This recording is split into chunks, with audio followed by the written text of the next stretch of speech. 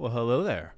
I could certainly get used to this. Another Starfield news update. Savor it while it lasts. Eventually, a drought will take hold of us, and we will have nothing to talk about, and we'll all start going insane. But right now, let the good times roll, because we're talking about Starfield again. As promised in yesterday's Starfield news update, check it out if you have yet to. It's more about narrative details. We have more to get into. This time, it's on the gameplay side. We're getting to look at how exactly Starfield may play. No gameplay, but an idea of it, described by Todd Howard himself. This comes from a Telegraph article where I made the ultimate sacrifice for my audience. I put it all on the line for you. I signed up for one of these arbitrary-ass websites that use these ancient-ass designs of sign up to read our site. Bro, there's like 40 other sites reposting information. What do you mean? Does this work anymore? Is this a sensible business model? Anyway, I did it for you. With that, ladies and gentlemen, let's get into the latest on Starfield. If you're new here and you're looking for more, you're already in the right place. Do subscribe. Now let's dive in. So, Todd Howard, what do you do in the game? The game being Starfield. Well, it's coming out next year, so there'll be a lot of time to show actual gameplay, and we'll do that closer to release like we usually do. He explains with impeccably practiced patience. Okay.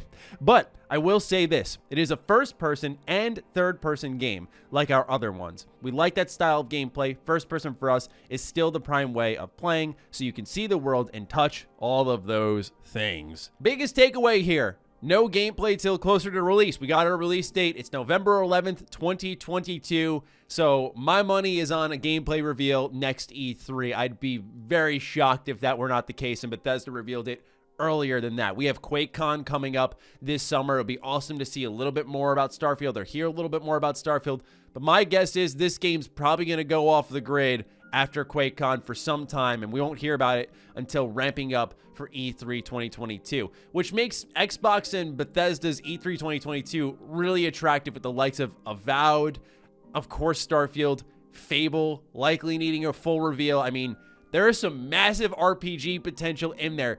But back on track with Starfield, there were those screenshot leaks that we saw a couple of months ago where you saw first-person perspective, third-person perspective, and those have been pretty much confirmed real even before the fact. But now seeing the game officially with that same spacesuit, it is, in fact, the game, and we can see both perspectives, so that has been locked up, and we sort of expected that if you've had your ear close to the ground on Starfield. This one is great news for those of us who were worried about procedural generation, because there was some speculation through the trailer analysis that have been going around the web that there is a table with a map and there's topographic mapping of the nearby area, and it's like, could they do that if it's in-game, of course, if everything's procedurally generated? Here's what Todd Howard had to say about how cities are going to work in Starfield. Not necessarily, counters Howard. I don't want to set any crazy expectations for that. You know, we have cities and we build them like we built the cities we've built before.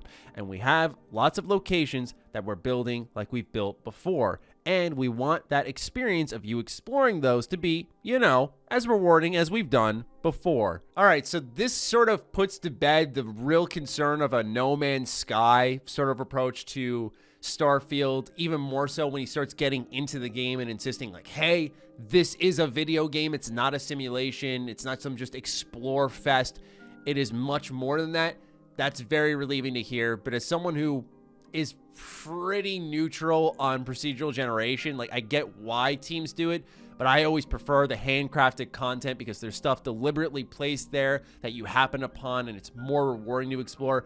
I'm just very happy with a brand new universe that seems to have a lot of diversity for going off the concept art, a lot of different things happening visually, and even alien races have been confirmed. It's like, wow, okay, yes, please give me handcrafted content for this, because I don't want to happen upon like some blue alien and then a yellow alien of that same species and be like, oh, discovery found like in No Man's Sky. It just never really gelled with me and got me excited. As for the size of the game, when he was asked about it, it's very big. Yeah, people are still playing Skyrim. We've learned from that. We spent more time building Starfield to be played for a long time. If you so choose that you just wanted to keep playing it, it's got some more hooks in it that we added later to the game, just like with Skyrim, while still making sure that somebody who just wants to play it and go through the main quests and, quote, win or feel like they've accomplished something large is doable. A lot of the design philosophy behind this game seems to be driven by Skyrim.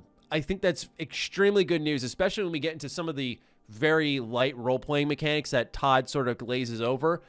if we can get that hybrid of Skyrim in size and scope and exploration, which is the best parts of the game, and the role-playing of something like a Morrowind or a Oblivion at the bare minimum, oh my God, that would be incredible. We're seeing this time in, time out. When we did our video on Starfield yesterday, it was, hey, what is Starfield? And he went, it's pretty much Skyrim in space. I mean, that's an excellent pitch. Imagine having a game so big and well-known that you can use it to pitch your other game for a sense of familiarity. I love that, man. So hear more Skyrim's music to my ears, but when it gets to the role-playing mechanics, he has yet to draw a parallel to anything. When it comes to the trailer, he says, I would summarize it by saying we're really excited to put something out there that people can at least start getting a sense of that's what the game looks like and feels like. And if you go back to the trailer, you'll notice that it said in-game footage. A lot of people thought this was CGI, which it was not. I think this is how cutscenes will look in Starfield. We'll have to wait till gameplay is actually shown, and then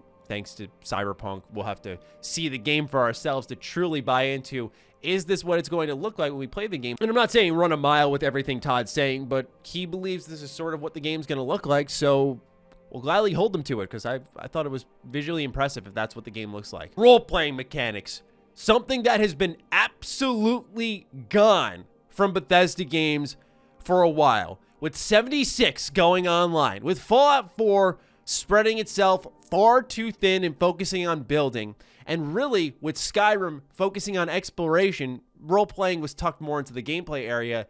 It looks like Starfield is to be a bit more hardcore, which is music to my ears, because the last time we saw something truly, I feel like a role-playing experience, was funny enough with the Far Harbor DLC in Fallout 4. Here's what Todd Howard said. It's also a bit more hardcore of a role-playing game than we've done. It's got some real great character systems, choosing your background, things like that. This may remind you of Morrowind. We're going back to some things that we used to do in games long ago that we felt have really let players express the character they want to be. So, I think when you see it being played, you would recognize it as something we made. I'm going to try to remain calm because I want to see the game first. But let me emphasize for the audience who maybe is new and coming in, who hasn't tracked Bethesda Game Studios as long as I have, how much music this is to my ears. Like, turn it up 20 million decibels. Blast that shit, man.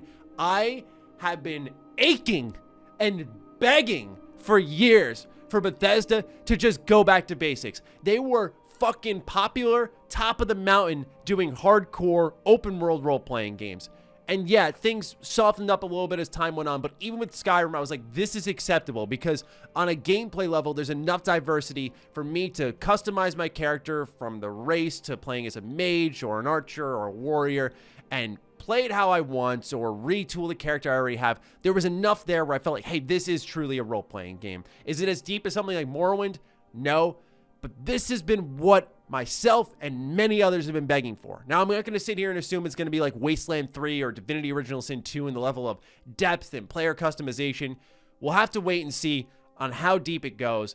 But just hearing that Bethesda wants to make this a more hardcore role-playing experience makes me very happy. Not excited, but just very happy, because I've been waiting for this moment for years, and I know many of you have too. Previously, Howard has spoken about Starfield being infused with Bethesda Game Studios' DNA. What does that mean to him, and how has it informed this game specifically? Well, we like to put you in a world where we're not dragging you by the nose and saying you must do X, Y, and Z, and that it's okay for you to want to test the game's boundaries. You know, can I read this book? Can I pick this up? Can I do this? What if I do this? What if I do this? And the game's saying yes to a lot.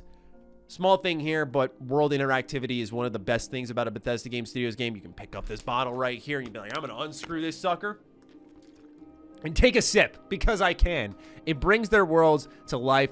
For me, it was really the example of reading books. We see 2 real-world books actually in the Starfield trailer that were inspiring its narrative themes that it's trying to build around. And I'm like, yo, can I pick these up and read Sailing Around the World Alone? Like, ooh. Yeah, probably not. But I'm saying that there is books there, and I think we expected that, but just, of course, doing diligence here, making sure everyone knows the things have been noted. This isn't Star Wars or Star Trek. It's kind of its own thing. And I think as we show more, hopefully it'll carve out its own niche, says Todd Howard.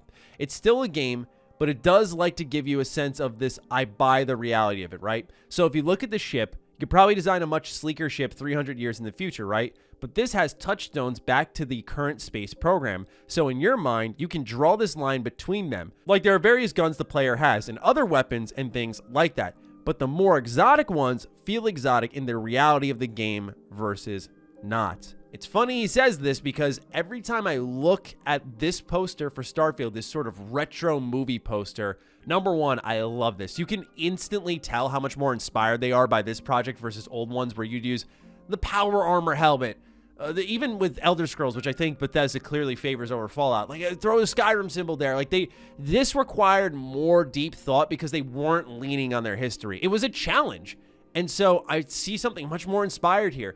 But more than anything, it reminds me of Star Wars. It's a call to something around the 70s, and I love that feel for this game. So while he says that it's trying to find its own niche, right now, I'm just seeing lots of Star Wars, and hey, that's fine with me. All I'm saying is I want a lightsaber in this game, and I'll be happy. Speaking of it being a game, Howard is at pains to stress Starfield is very much a game rather than a simulation, but its grounding in scientific reality sounds a solar system or two away from the sci-fi fantasy of, say, the Mass Effect series. Just wanted to touch on this again with all the exploration rumors and leaks and No Man's Sky. He's stressing it's a game, so there's going to be weapons, there's going to be combat, there's going to be that beat-for-beat Bethesda exploration. In a perfect world, I just envision us like taking off our ship, going out into the sky, landing on a new planet, exploring the city and everything it has to offer. Like that could be a absolutely incredible experience. So I cannot wait to see what they do with that and all the different elements that each planet has, but it is very much a game. It's being able to play with something where the technology level and the logic of how humankind got to where they are. You know, how do people live? How does the equipment work? What are the rules of communication? You take it for granted in the game that you could communicate from one planet to another or some other remote thing, but we have the rules. No, they can't. That's going to take years. And then once you realize, you can be like, okay, you can use that to your advantage. It may not sound like a big deal, and in the scheme of things, it isn't because it's pretty standard game design, but having a rule book, a rule set backs your lore up. And as a creator, it makes you buy into your fantasy more and think as if you're a part of that world. So things should remain grounded in the lore here. And like I said, nothing really significant is occurring here, but just I thought a noteworthy piece to touch on. A lot of people have speculated about the case and the watch in Starfield, and we have some answers on that. There's a case in the trailer. It's a watch case, actually. You're part of Constellation, so you get this Explorer's Watch, which we can see right here, and it looks like it's a part of a collector's edition of some kind, and that's part of the identity of, you know, how does this thing work? What does it do? What does it not do? A tone. A lot of it is tone. So it looks like the Explorer's Watch will be the Pip-Boy, just right there on your wrist, easily accessible. But the screen doesn't look as big to be something along the lines of, I would say, a menu you'd navigate and put armor on. I imagine this is going to be connected more to the HUD that we see on the corners of the screen relating to planetary stuff like the temperature, the gravity, your O2 meter, that type of stuff. I think that's really what the watch is going to serve a purpose as, to give a reason for why HUD is on screen. As for weapons, they go into it a little bit here. I won't go too deep into it, but we did find ways to do that where you believed it in the reality of Starfield. So yes, we have lasers. We have lasers in a vacuum, and there's a sound in a vacuum as well. We have found some ways that I won't go into right now to make it so the player and us have the ability to do those things. But that took a little bit of time. There are also alien races too, although Howard won't disclose how they tie into the game's realistic grounding. There is a way we approach it, I will say that, and planets to explore. Okay, so he won't really quite go into it. I would say it is safe to speculate that you will land on different planets and encounter new races. I think it is literally that simple. I don't know what the hush-hush nature is about the approach to it. I feel like it's sort of self-explanatory, unless these other races are the mystery that you're chasing, because we do know at the core of Starfield there is something happening. There's a key that you have that you're looking for with answers, and we see it on this like little page here. There's some type of monolith that you're investigating. So could the aliens be the thing you're searching for as well? I know that sounds very conspiracy theorist, but I'm just throwing ideas out there as we learn more. Anyway, that's all of the information I had for you today for Starfield. What do you think of all of this? Let me know in the comments down below. Are you excited about some of the things you're hearing with the gameplay? For me, the most exciting thing was, of course, the RPG systems, something I've literally begged for and thought it would never happen. Really exciting to hear, but we will see how it plays out when we see the game likely next year. So with that, let me know what you're thinking in the comments down below. Other than that, follow me on Twitter, follow me on Instagram. Those links are in the description down below, along with my Patreon. Big thank you to every single one of you who has signed up and supported what we're doing here. Appreciate you all so much. Stay sexy, stay active, and love you all. Peace.